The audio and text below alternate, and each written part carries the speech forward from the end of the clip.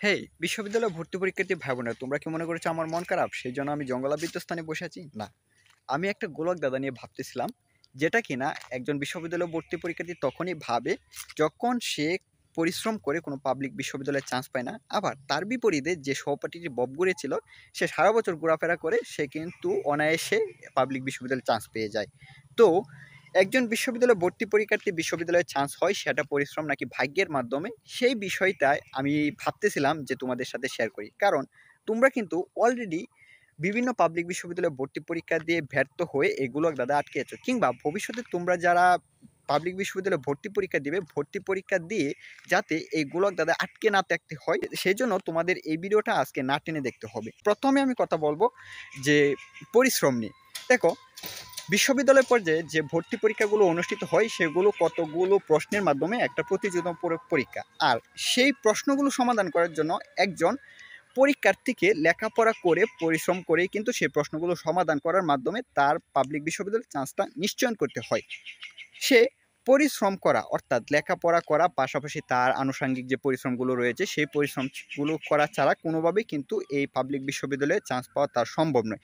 যেটা কিনা অধিকাংশ মানুষই স্বীকৃতি দিয়েছে যে পরিশ্রমের মাধ্যমেই পাবলিক বিশ্ববিদ্যালয়ে চান্স হয়ে থাকে।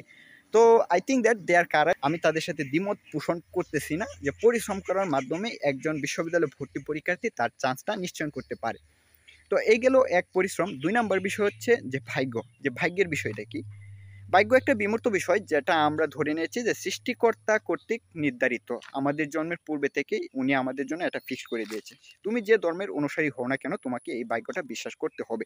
তো এই ক্ষেত্রে তুমি যা কিছু পাচ্ছ, যা কিছু খাচ্ছ, যেথায় যাচ্ছ, যা কিছু টার্গেট করছো, যার জন্য প্রস্তুতি নিতেছো, সবকিছু কিন্তু ভাগ্যের মাধ্যমে হচ্ছে। আজকে দুপুরে তুমি একটা কোনো জায়গায় গেলে সেটা তোমার ভাগ্যে ছিল, তুমি সেখানে গিয়ে এসেছো। কিংবা তুমি আজকে যা খেয়েছো তা তোমার ভাগ্যে ছিল, সেটা তুমি বিশ্বাস করো। এখন এখানে ওই যে স্টুডেন্টটা ধরে নিয়েছে তার বন্ধু পরিশ্রম ছাড়া পাবলিক বিশ্ববিদ্যালয়ে চান্স পেয়েছে। তো যে পরিশ্রম ছাড়াই পাবলিক বিশ্ববিদ্যালয়ে চান্স পেয়েছে এটা তার ভাগ্যে ছিল। এই ক্ষেত্রে সে তার ভাগ্য থেকে চান্স পেয়েছে। আবার প্রথম দিকে যখন আমি পরিশ্রম নিয়ে আলোচনা করেছিলাম সেখানে বলেছিলাম যে পরিশ্রম করে কিন্তু তার পাবলিক বিশ্ববিদ্যালয়ে চান্স পেয়েছে। যদি একজন পরীক্ষার্থী পরিশ্রম করে পাবলিক বিশ্ববিদ্যালয়ে চান্স পায় কিংবা তার ভাগ্য থেকে চান্স পায়, তাহলে আসলে সত্যটা কি? তো সত্যটা বোঝার জন্য তোমাকে অবশ্যই এই ভাগ্যের পথ পেরিয়ে যেতে হবে। তো সেক্ষেত্রে আমি ভাগ্যের ক্ষেত্রে আলোচনার ক্ষেত্রে একটা কথা বলেছিলাম যে তুমি যা কিছু পাচ্ছ, যা কিছু করতেছো, যা কিছু খাচ্ছ, সব কিছু কিন্তু তোমার ভাগ্য থেকে হচ্ছে। তো এই ক্ষেত্রে যে বিশ্ববিদ্যালয়ে ভর্তি পরীক্ষার্থীটি পরিশ্রম করে পাবলিক বিশ্ববিদ্যালয়ে চান্স পাচ্ছে সেটা তার ভাগ্য থেকে হচ্ছে। আবার যে পরীক্ষার্থীটি ভাগ্য পরিশ্রম না করে প্রস্তুতি না নিয়ে পাবলিক বিশ্ববিদ্যালয়ে চান্স পেয়েছে সেটা তার ভাগ্য থেকে হচ্ছে। তাহলে দেখো, প্রথম যে বিষয়টা পরিশ্রম করতেছে, পাশাপাশি যে পরিশ্রম ছাড়া পাবলিক বিশ্ববিদ্যালয়ে চান্স পেচ্ছে, দুটোটাই কিন্তু ভাগ্য থেকে হচ্ছে।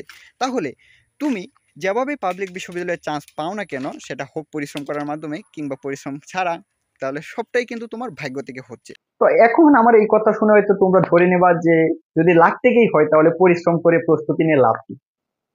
সৃষ্টিকর্তা তো তোমাকে অলস হয়ে বসে থাকতে বলে নাই, এখানে বলে দিয়েছে যে ভান্দা তুমি চেষ্টা করো। আর আমাদের বাঙালির একটা বৈশিষ্ট্য হচ্ছে এই প্রবাদ বাক্যের মতো ঠিক যে দাঁড়িয়ে থাকলে বসতে বসতে পেলে শুতে যায়। আমরা হচ্ছে অলস প্রিয় জাতি, যার জন্য তোমরা যদি এই ভাগ্যের প্রতি বিশ্বাস রেখে এখন তোমাদের প্রস্তুতিটাকে লুজ করে দাও তাহলে কিন্তু পরবর্তীতে পস্তাইতে হবে।